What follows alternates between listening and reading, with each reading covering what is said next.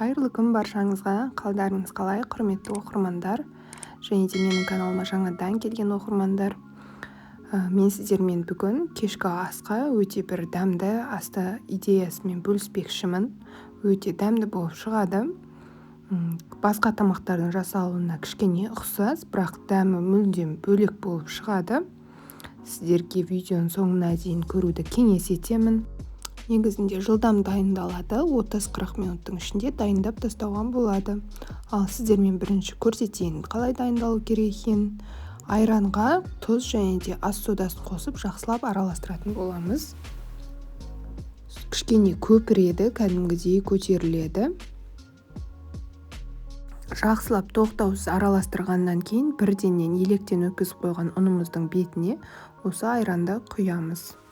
Мен комбайнның көмегімен қамырды иледім. Бұл өздеріңіздің қалауларыңызша, қолдарыңызбен жақсылап қамыр илесеңіздер де болады.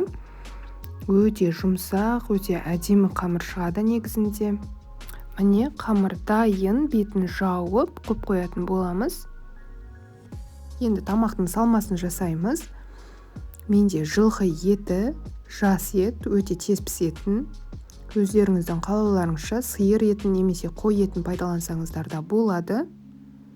Жақсылап үлкендеу етіп тураймыз. Майда етіп жібермеңіздер, тек қана үлкендеу кубиктап турасаңыздар болғаны.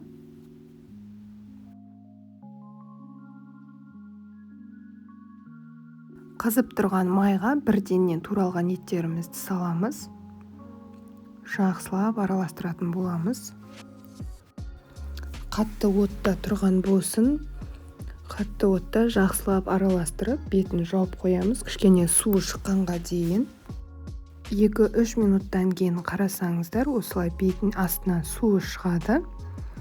Сол кезде астын жайырақ басып, тағы да бетін жауып қоятын боласыздар. Ет кішкене пісуі тиіс. Енді суы шыққаннан кейін жай отта қайнауы тиіс, суы тартылғанға дейін. Ет пісіп жатқан кезде пиязын тураймыз, қатты майдалап жібермейміз, үлкен-үлкен кубик қыламыз, дәл осылай видеодағыдай. Мен бір кішірек және де бір орташа пиязды пайдаландым. Егер де пияздың көп болғанын қаласаңыздар, бұл өздеріңіздің қалауларыңызша. Алдын ала сәбізді де дәл солай турап қоятын боламыз, үлкен-үлкен кубик етіп.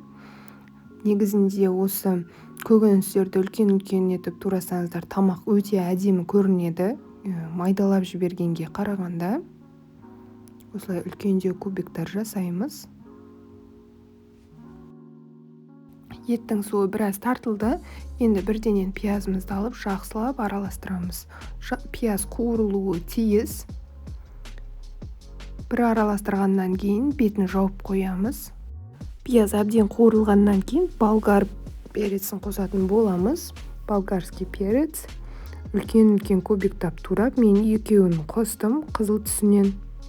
Жақсылап араластырамыз және де томат саламыз, бір қасық.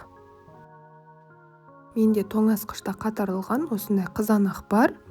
Осыны салдым, бұл жоқ болса міндетті емес. Қызанақ салсаңыздар да болады, салмасаңыздар да болады. Негізінде дәмі өте әдемі болады, қоссаңыздар. Жақсылап араластырамыз, бірақ ерігенін күтпеймін.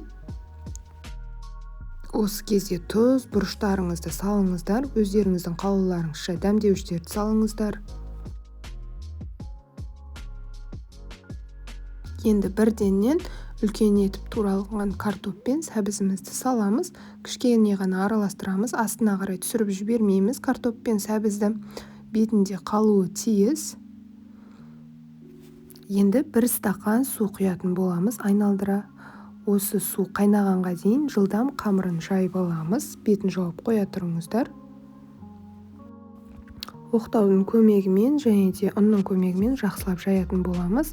Тез жайылады бұл қамыр. Жұмсақ, өте әдемі болып тұр, және де езіліп кетпейтін қамыр болғандықтан. Көп ұн сеппесеңіздер де болады, негізінде жабыспайды. Осылай дөп дөңгелек етіп, жұп-жұқа етіп жайып аламыз. Қамырды дөңгелетіп және де жұп-жұқа етіп жайып алғаннан кейін бетіне сұйық майымызды құйып, осылай жақсылап барлық шетіне теп-тегіс етіп жағып шығамыз. Қатты бір шылқылдаған майда болып кетпесін. Енді қамырдың бетіне майдалап туралған аскөк салатын боламын. Өздеріңіз қалаған аскөк салсаңыздар болады. Тек майдалап турасаңыздар болғаны. Барлық шетіне сеуіп шығамыз. Қамырдың дәл ортасын осылай тесеміз және ішіне қарай айналдыра отырып видеодағыдай орайтын боламыз. Бірінші осылай кішкене басып алыңыздар қолдарыңызбен. Міне дәл осылай жылдам істелінеді.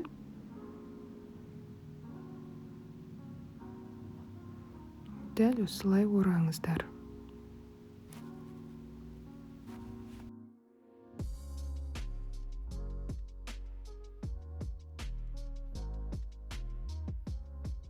Қамырды енді жақсылап қиғаштап тураймыз, екіге бөліп аламыз да. Міне жақсылап қиғаштасаңыздар болады. Менде қатты қиғаш болмай қалды бұнда. Тарелкаға салған кезде өте әдемі көрінеді. Егерде кішкене тағы да қиғаштап турасаңыздар, барлығын осылай бір келке етіп турап алатын боламыз.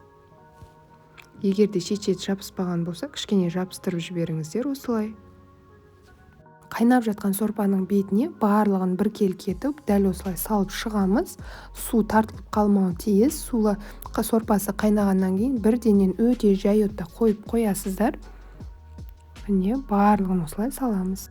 Жай отта 30-40 минутқа бетін жауып қалдырамыз.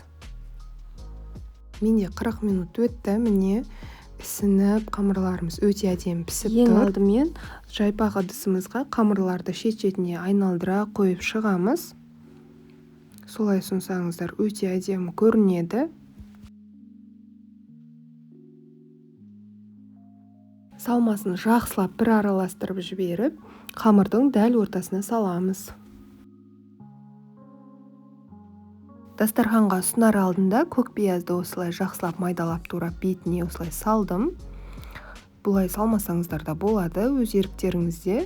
Дәмі өте керемет болған. Міндетті түрде осы рецептпен жасап көріңіздер. Үйдегілерді қуантыңыздар. Ас болсын, сау болыңыздар.